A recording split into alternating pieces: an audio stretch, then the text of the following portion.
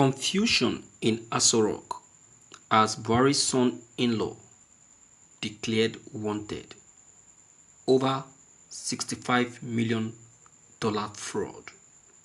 Can you imagine? You see, I was telling a friend of mine that, you see, the person that we are tagging or taking as a zero corrupted person or zero corruption person is the 100% corrupt person. See, corruption is not when you see the person taking the money like Okorocha or like Obasanjo. It's not only when you see the person collecting the money.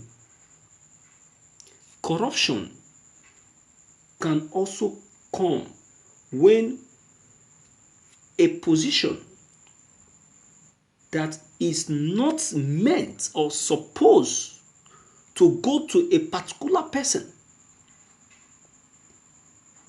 but because of tribal difference, ethno-religious difference,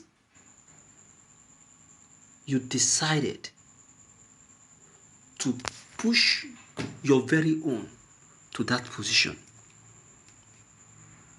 Doesn't it occur to you that there is every reason for Buhari fixing all of his relatives, all of his allies, families to all key positions in Aso Rock?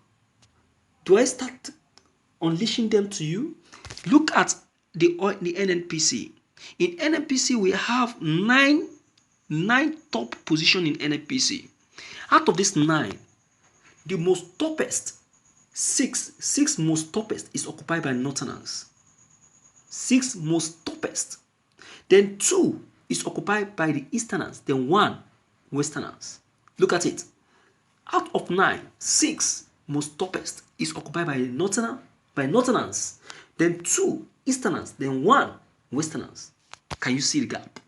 Then when we now move to the military, look at the Southeast. We are complaining in the Southeast today that almost in the Southeast, in all the barracks, army commands in the Southeast, in almost all the army commands in the Southeast, all the commanders, captains, heading each command they are all Northerners. They are all not. That is what the Southeast leaders are lamenting today. But it's too late. It's too late. It's too late to cry. It's too late to cry. Because it is what they single-handedly caused themselves. When they were following him sheepishly, they never knew. They never knew. Now it is happening. They are lamenting. I only laughed Obiozo, the Ohanese Indigo President General, lamenting this morning. I said, it's too late, sir. It's too late to cry because the head of the cow have been chopped off. Okay, look at now. This one happens to be Buhari's son-in-law, the one that Buhari fixed in one of the very top key positions. He has just been labeled a fraud of $65 million. You know what it means? And if you carry out your research, the more this one is just a little. You will see more. This is just a little. You don't know. You people don't know the plan of the man that we have elected as a president. We don't know. We don't know at all.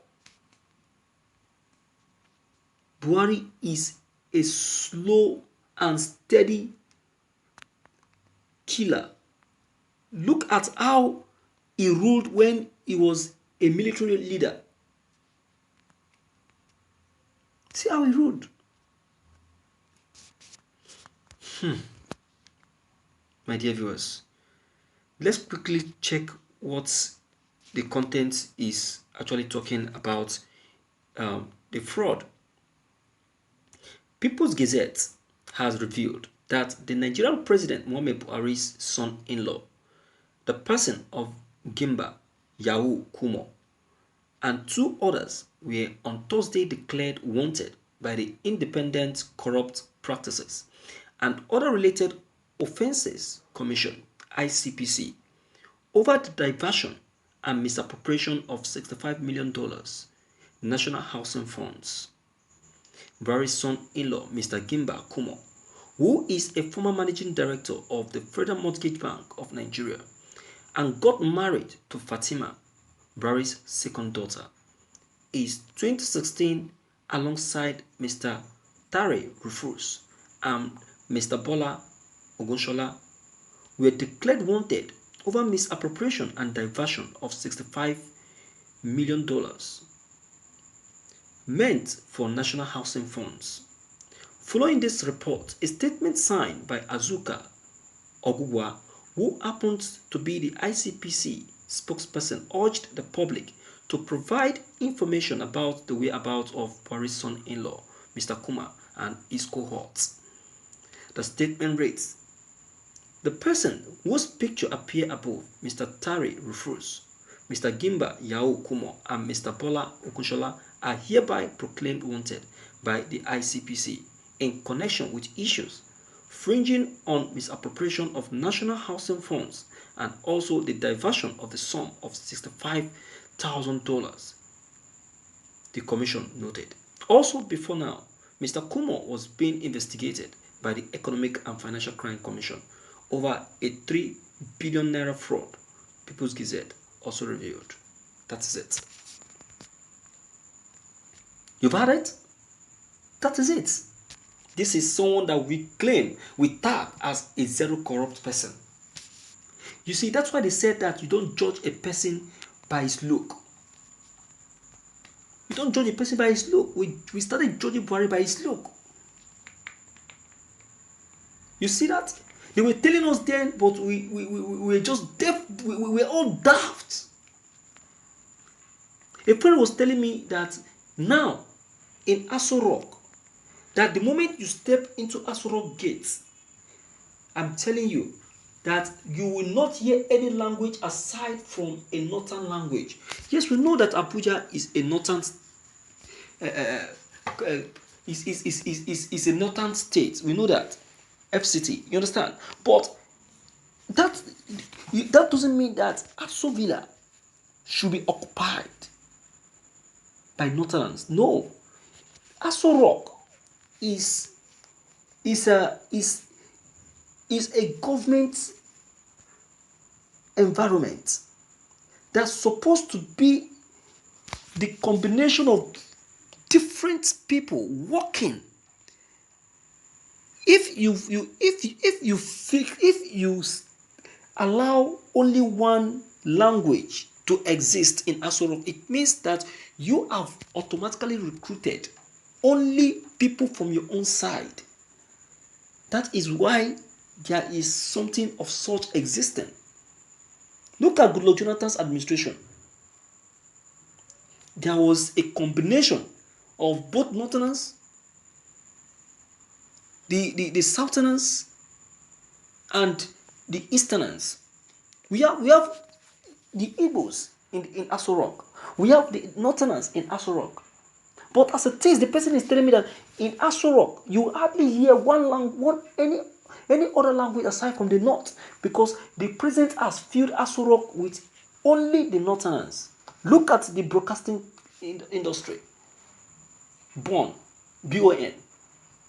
You have the northerners. Look at the banking sector. The head of operations in the banking sectors. Look at the oil firms. How many are we to say? It's too annoying, my dear viewers. That's true. Let me hear from you and know what you have to say about this. Don't forget to click on the red subscribe button as well as the bell button to receive more updates. Thank you.